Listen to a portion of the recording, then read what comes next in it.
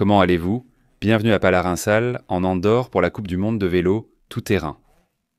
Et en gros, l'intention de cette vidéo aujourd'hui est de refaire un petit tour des vélos avec quelques-unes des machines les plus puissantes qu'il y a par ici.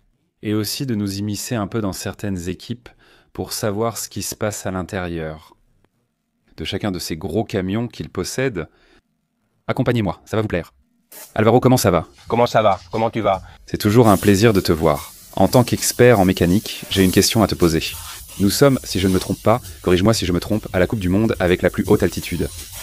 Oui, c'est probablement celle où nous sommes à la plus haute altitude. Et ici, nous avons aussi connu des années de très forte chaleur, et peut-être que soudainement, la température baisse, un nuage arrive, l'orage éclate et il fait 20 degrés de moins.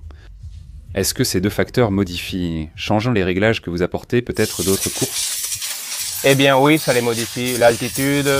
La différence, c'est qu'au final, il faut prendre les pressions ici en altitude. Si tu les prends ici en Hawaï, ça n'influence pas tant que ça. Par contre, la différence de température, qu'il fasse chaud ou froid, ça influence vraiment. Donc au final, si on a fait un réglage avec des températures à 6 degrés, par exemple, avec des pressions à 6 degrés, eh bien, évidemment, ce qu'on doit faire, c'est de reprendre ces pressions juste avant qu'ils ne sortent. Si la température varie beaucoup, c'est important, sinon moins. Ou de passer de l'ombre au soleil, là ça varie vraiment beaucoup. Ensuite, ce que je fais, c'est, s'il fait des températures élevées, oui, je change l'huile, surtout celle de la fourche. Avec une huile un peu plus fluide ou un peu moins, ça dépend. Mais ça oui, on a vraiment l'habitude de le faire, même si ce n'est pas seulement à cause de l'altitude, mais surtout à cause des températures élevées. D'accord Alvaro, raconte-nous ce que tu viens de dire. Le prototype est fini, c'est en vente et vous l'avez déjà testé. Oui, presque un an, un peu plus d'un an. Eh bien, ce sont les nouveaux inserts tubulaires, d'accord, qui au final, comme vous pouvez le voir par la forme, est assez... On dirait un serpent. Oui, ça ressemble essentiellement à la peau d'un serpent, non? Il y a deux modèles, disons ça, celui-ci c'est le SL qui est un peu plus fin, ensuite, mais il y a celui qu'ils appellent le DH qui est un peu plus épais. Et au final, l'idée c'est d'avoir, si on le regarde comme ça, non? Eh bien, pour mieux comprendre, c'est d'avoir la protection maximale sur la jante. Indépendamment, ensuite, d'autres facteurs que nous essayons de prendre en compte, mais fondamentalement, c'est ça l'idée. Le composé est très différent de celui d'un insert présent sur 90% du marché, est un peu plus, disons plastique, pour bien comprendre, plastique dur, ok? La protection avec un insert de la même marque est près de 90% supérieure. Ensuite, on peut aussi réduire un peu la pression, d'accord? Et lors des 3 tests de roulement ou déplacement que nous avons réalisés. La résistance au roulement? La résistance au roulement, n'est-ce pas? C'est pas ça. Elle est aussi plus faible qu'avec un insert classique, mais surtout la puissance. Et réduire davantage les pressions seulement. C'est aussi l'objectif de l'insert, même s'il ne crève pas. Le poids, je peux te demander, la donnée, tu l'as là? Oui, celui-ci c'est le SL. Il fait environ, ce n'est pas exact, ils ne sont pas tous pareils, mais environ 90 grammes. Et celui qui pèse un peu plus, qui est un peu plus gros, il fait autour de 110 grammes, 120 à peu près. Mais il a un avantage assez intéressant, c'est que grâce à sa composition, il n'absorbe pas du tout de latex. Bien sûr, ça n'a vraiment pas l'air d'absorber aucun liquide. Il n'absorbe rien du tout de latex. Ce problème existait déjà avec d'autres inserts qui prenaient 30 ou 40 grammes de plus à cause de l'absorption du latex. Ce n'est pas tout, la couverture finit sans latex. D'accord? Avec ça, il n'y a aucun problème. Et en plus, le liquide doit pouvoir s'écouler, parce qu'avec ces formes-là. Oui, exactement. Ensuite, il est très facile de gonfler le pneu, parce que regarde le canal qu'il y a au milieu, d'accord? Disons que ça va à l'intérieur de la jante jusqu'ici. Et regarde le canal qu'il a, ça circule de tous les côtés, donc il n'y a pas de problème, le liquide reste aussi bien à l'intérieur qu'à l'extérieur. Avec un pneu normal, tu sais que si tu as un problème avec le fond de jante, normalement ça ne scelle pas. Avec celui-ci, c'est l'une des choses qu'on demande, à savoir qu'au final ça scelle autant sur le pneu que sur ce qui est. S'il y a un problème en bas dans la zone de la jante... Et vous? J'imagine que ça dépend du biker, du circuit. Vous le mettez à l'avant, à l'arrière ou sur les deux roues au 100. Ça dépend un peu du circuit. Mais par exemple, ici en Andorre, pour ce premier entraînement, on le place à l'avant et à l'arrière. Le plus léger ira devant. Souvent, certains coureurs ne le placent pas à l'avant. On fera plusieurs essais, mais normalement, il est mis à l'avant et à l'arrière. Ici, nous avons l'un des vélos de, probablement, l'un des bikers les plus puissants de la Coupe du Monde.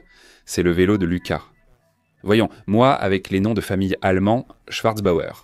Je ne sais pas si je l'ai bien prononcé, mais bon, on le connaît tous parce que c'est une vraie bête de la Coupe du Monde. Et peut-être qu'on ne remarque pas beaucoup de détails curieux comme ça, à première vue, mais Alvaro, le mécanicien, m'a dit qu'il y a des détails très intéressants. Pour commencer, on parle d'un vélo en taille S, avec une potence de 90 mm et des manivelles de 170 mm de longueur. Pour un coureur frôlant 1,80 m. Taille S. On sait que Canyon taille relativement grand en vélo tout-terrain, mais bon, c'est surprenant qu'il prenne une taille S, non ? Je veux vraiment comprendre qu'il cherche un vélo court, avec des bases courtes, très agile, très nerveux, non ? D'un autre côté, il nous a dit qu'il teste beaucoup de petites choses au niveau du réglage, des suspensions, au point que, bien sûr, tout cela est interne, on ne peut pas le voir. Mais regardez, il y a ici certaines données cachées, dissimulées, parce qu'il teste déjà beaucoup de petites choses pour les suspensions qui, apparemment, doivent arriver dans les prochaines saisons. Il utilise un plateau de 36 dents au lieu du 38 habituel. Mais ce circuit a des montées assez raides, donc beaucoup de coureurs choisissent une option avec un plateau un peu plus petit. Et Alvaro nous a aussi dit que ce coureur utilise une tension de roue normalement 2 fois supérieure à celle des autres coureurs. On peut imaginer qu'il a une sensation, comme je vous l'ai dit avant, très vélo super réactif, un vélo qui cherche beaucoup plus. Cette capacité à l'accélérer rapidement, ce n'est peut-être pas tant le confort ou la capacité d'absorption, mais plutôt l'ensemble du vélo et la tension incroyable des rayons. Et enfin, un détail que je soulignerai, dont je ne sais pas jusqu'à quel point c'est quelque chose de spécifique à Lucas. C'est ce petit grain, ce petit relief qu'il y a des 2 côtés du guidon, dans la partie centrale. C'est un motard qui aime beaucoup, quand il est en première position, il aime placer ses mains au centre pour essayer d'être le plus aérodynamique possible face au vent, même si ce sont de courtes sections plates. Avoir ce relief aide à mieux accrocher, surtout quand on place les mains hors des poignets aux extrémités. Que puis-je vous dire d'autre ? Pour les pneus, il monte les S-Bable RIC XC en 2,40 à l'arrière avec une bande de roulement à crampons, très basse et très rapide. Voilà, monsieur Coloma, discrètement au centre. Quoi de neuf, champion ? Comment ça va ? Bien ? Tu vas faire le coach, la technique maintenant ? Je vais voir si je peux. Un peu de technique, tu sais. Pour l'instant, oui avec elle, mais on verra avec les garçons, presque plus. Bon, tu seras dans le coin tout à l'heure. Je suis dans le coin. Tu nous expliques des petites choses ? D'accord. Une nouveauté ? Bien sûr que oui. Très bien. Dis-moi, ça te dérangerait de nous expliquer la machine avec laquelle tu as participé au short track, le réglage qu'elle a, un peu tes préférences, c'est le Fantasy. Pourquoi la longue et pas la courte ?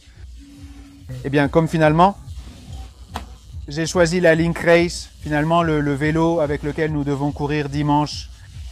Ce que j'en conclus, c'est que en pensant davantage au short track, enfin plus qu'au short track, en pensant à la course de dimanche qui, en arrivant sur le parcours de 120, une descente très exigeante qui a toujours...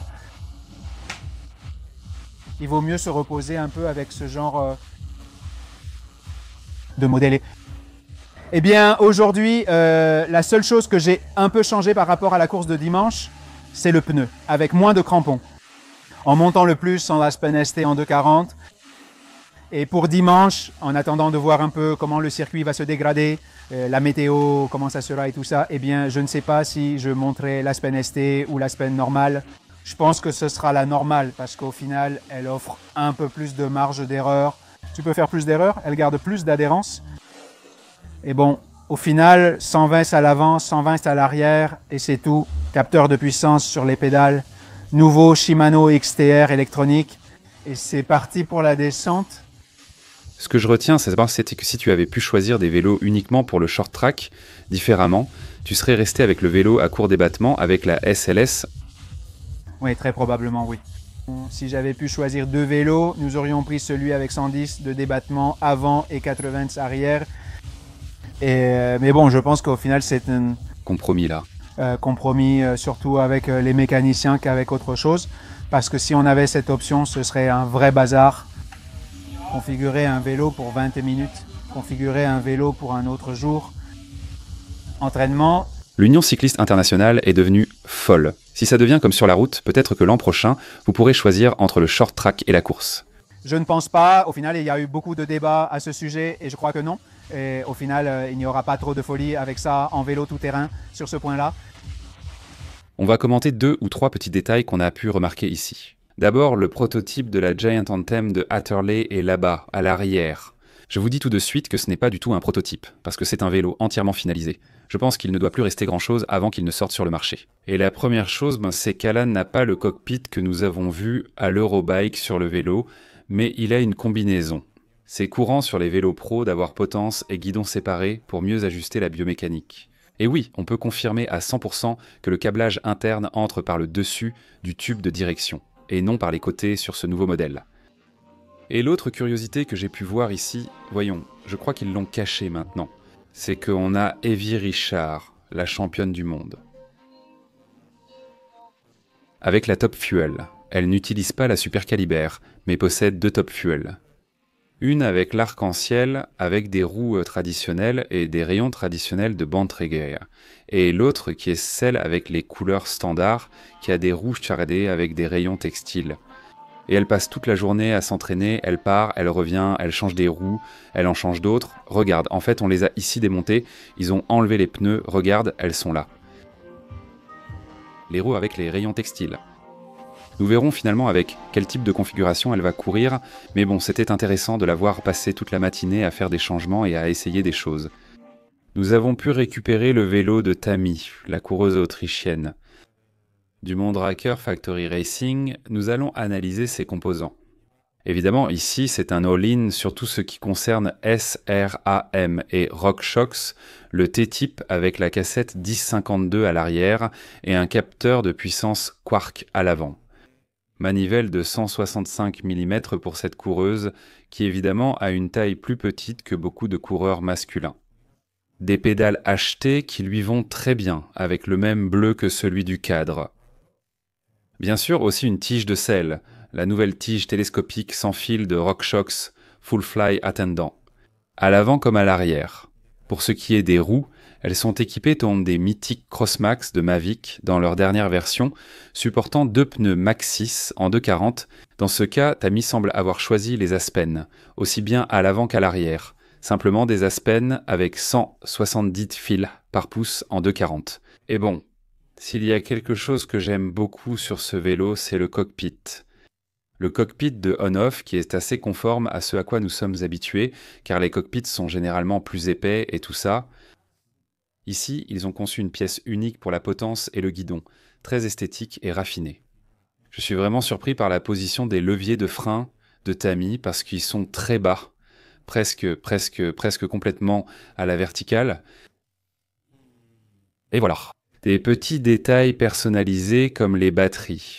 Toutes les batteries de RAM, elles sont parfaitement personnalisées avec le petit drapeau et le nom de chaque cycliste. Je suppose que cela aide aussi les mécaniciens à mieux contrôler les batteries. Et ici, nous avons un autre autocollant intéressant qui dit « Construit par Calavera », qui est le mécanicien. Eh bien, ça m'a fait rire qu'il y ait un petit morceau. Les mécaniciens entretiennent chaque jour les vélos, les montent, les démontent et y mettent leur touche personnelle, ce qui me paraît logique, tel un artiste signant son œuvre sur le vélo des concurrents. Et 2 autres remarques. La première, ce sont les nouveaux freins. Bon, ils sont déjà sur le marché depuis un certain temps, mais ce sont les nouveaux motifs de RAM. 4 pistons et enfin de l'huile minérale, avec un ressenti très différent de ce à quoi nous étions habitués jusqu'à présent de la part de RAM. Et ce qui serait la cerise sur le gâteau, c'est le système 0 de Mondraker. Comme vous pouvez le voir, double biellette, une en carbone en haut, une autre en aluminium en bas. Et l'un des rares systèmes au monde capables de comprimer l'amortisseur par les 2 extrémités. Si vous n'avez jamais essayé une Mondraker, cela motive à tenter l'expérience. Si vous trouvez une foire ou allez chez Cioter ou dans un magasin, peu importe, on a testé ce système d'amortissement, il est vraiment extraterrestre et différent de tout ce qui existe. À vous de jouer dans les commentaires, quel vélo avez-vous préféré? Et j'espère surtout que vous mettrez un gros like à la vidéo, que vous appuierez sur le bouton s'abonner si ce n'est pas déjà fait. À bientôt dans les prochaines vidéos, soyez heureux, ciao!